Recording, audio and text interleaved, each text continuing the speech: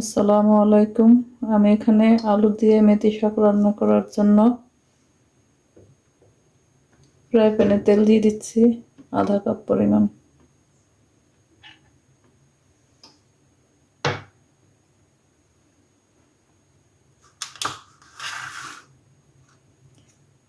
তেলটা গরম হয়ে আসছে, এখন আমি এর মধ্যে দিয়ে দেবো মিডিয়াম সাইজের একটু পেঁয়াজ কুচি।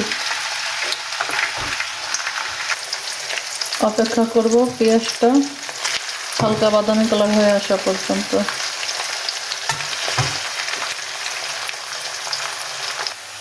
পেঁয়াজটা আমার হালকা বাদামি কালার হয়ে আসছে।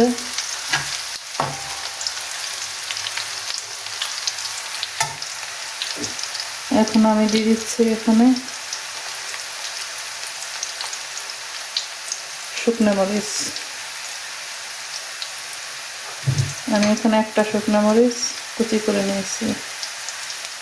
দিয়ে দিচ্ছি রসুন কুচি, আমি একদম মিহি করে কুচি করে নিয়েছি। দিয়ে আমি আরো 1 মিনিট ভেজে নেব। রসুন কুচি দিয়ে 1 মিনিট ভাজার পরে এখন আমি এর মধ্যে দিয়ে দিচ্ছি হাফ টিস্পুন হলুদ পাউডার, হাফ টিস্পুন মরিচের পাউডার, দিয়ে দিচ্ছি সামান্য পরিমাণ পানি।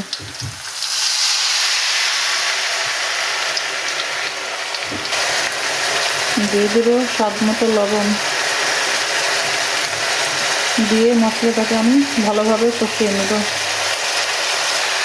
মশলাটাকে আমি ভালোভাবে কষিয়ে নিয়েছি। এখন আমি এর মধ্যে দিয়েছি মিডিয়াম সাইজের 2টি টমেটো ফেলে। অপেক্ষা করব টমেটোটা একদম গলে যাওয়া পর্যন্ত।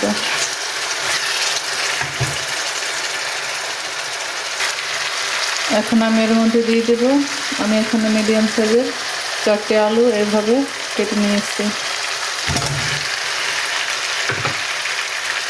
আলু দিয়ে আমি 3-4 মিনিট কষিয়ে নেব। আলু দিয়ে 3 মিনিট কষানোর পর এখন আমি এর মধ্যে দিয়ে দেব গরম পানি।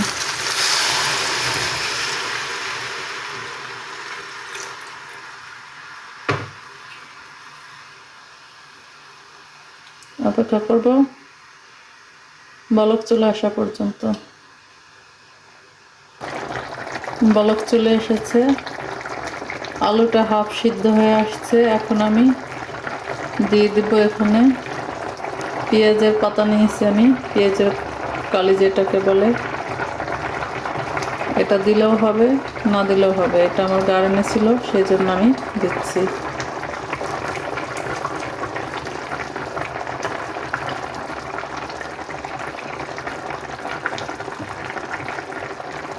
মেথি শাক আমি এইভাবে ধুয়ে পরিষ্কার করে কুচি করে নিয়েছি,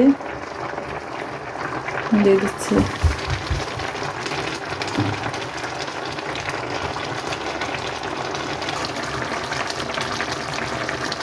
এখন দিয়ে দিচ্ছি কাঁচামরিচ ফালি 2টি। ঝাল যেরকম পছন্দ করেন খেতে আপনারা সেই রকম দিয়ে নেবেন।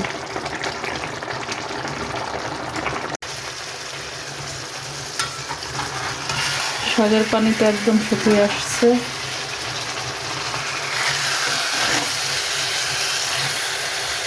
আমি হালকা হালকা একটু পানি রেখেছি, কারণ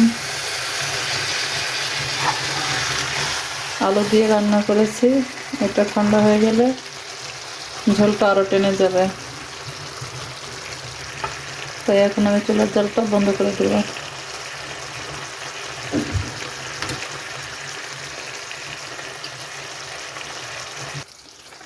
মেথি শাকটাকে চেষ্টা করবেন সবসময় হাই হিটে রান্না করার জন্য, এতে করে কালারটা সুন্দর থাকবে আর মেথি শাকটা তিতা হবে না। এখন আমি চুলা থেকে নামিয়ে নেব।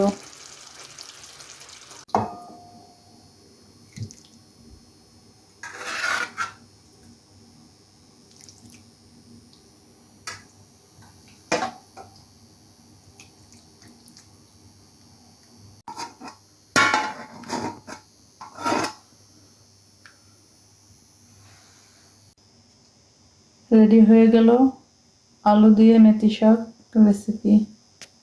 এইভাবে রান্না করলে খেতেও অনেক স্বাদ হয়। আপনারা চাইলে ট্রাই করে দেখতে পারেন। ট্রাই করে অবশ্যই কমেন্টের মাধ্যমে জানাবেন কিরকম হয়েছে। আজকের মতো এখানেই ভিডিওটা শেষ করছি। আসসালামু আলাইকুম।